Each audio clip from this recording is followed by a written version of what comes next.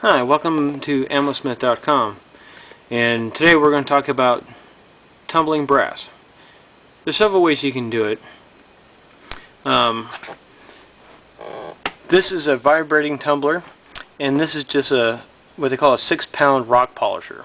It just turns.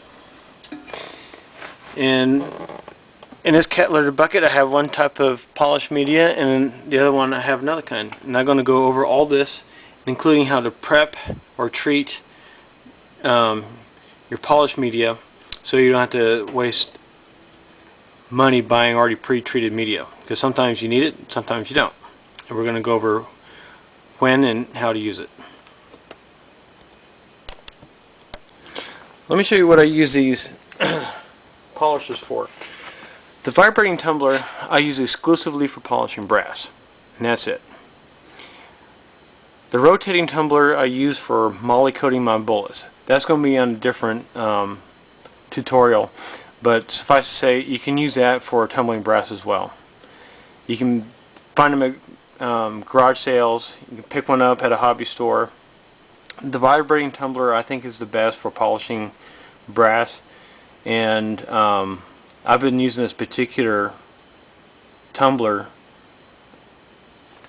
here for about the last 15 years, and it's a good tumbler. It's made by Midway, which is now produced by a company called Frankfurt Arsenal, and this is just some kind of generic rock polisher I picked up, and this is probably about 25 years old, and I've used it from everything from tumbling brass to moly coating bullets, which it does very well.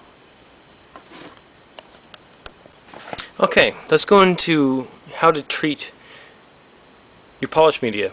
In treating it, all that refers to is you're adding something to it to improve its performance. And what I have before you here is this stuff called Blue Magic. I've had this tube for 10 years, and it goes a long way. It has a little bit of ammonia in it, so I'm going to tell you the pros and cons of this stuff.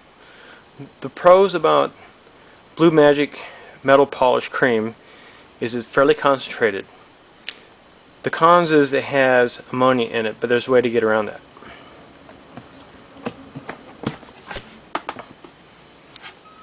Okay, the first thing you have to do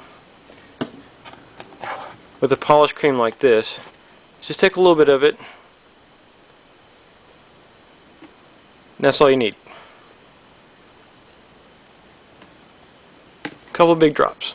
That lasts a long time. And because it has a little bit of ammonia in it, what you want to do is just let it sit there and dry. Here's the nice thing about ammonia. It evaporates. But if you leave the ammonia in the cream, or allow the ammonia to stay in the polish media, it can make your brass become brittle. So on a warm summer day, or if you just want to put it next to the heater or something in your house in the wintertime, just let the ammonia just dry out of it. And to help it along, I just throw some media on top of it, just like that. Leave the lid open so that the ammonia can come out. And what all ammonia is going to do over time is it's going to turn into water vapor. Pretty simple, pretty easy, and what you have is some really good, aggressive polished media that's going to get not only the gunk and dirt off of it, but it's off your brass, but it's also going to give it that nice shiny new brass look that most reloaders like to have in their brass. Okay, let's talk about the rules about polishing brass. Rule number 1: don't overload your tumbler with too much brass. It'll just bog it down. It'll take twice as long. And you're burning electricity, and you're putting undue wear on the motor. Rule number 2, and you really need to pay attention to this: never, ever, I mean never, throw live ammunition into your tumbler. And it's not because they may bump into each other and explode. That's not what's going to happen. What's going to happen is, as you saw with the walnut media that I had, that was old compared to the new, it breaks down. it starts to break up into smaller and smaller pieces. Well, that's what's going to happen to your propellant inside your case. If you have extruded powder or any kind of powder, what's going to happen is it's going to tumble inside the case itself, and it's going to break up into smaller and smaller pieces. What that's going to do is change the burning rate of your propellant, and it's going to make it burn faster, a lot faster. And what will happen is you may get away with it once or twice, but you know what? One of these days you're going to leave it in there for too long, and you're going to start with a rifle powder, and it's going to end up being a pistol powder, and you're going to blow yourself up. So never tumble live ammunition under any circumstances. Okay, let's get started. Depending on the size of the brass that you have, what you're going to want to do is put in what you need, maybe just a little bit more, because a lot of times when you polish brass, at least for me anyway, I bring it home from the range. All this stuff's already pre-sorted.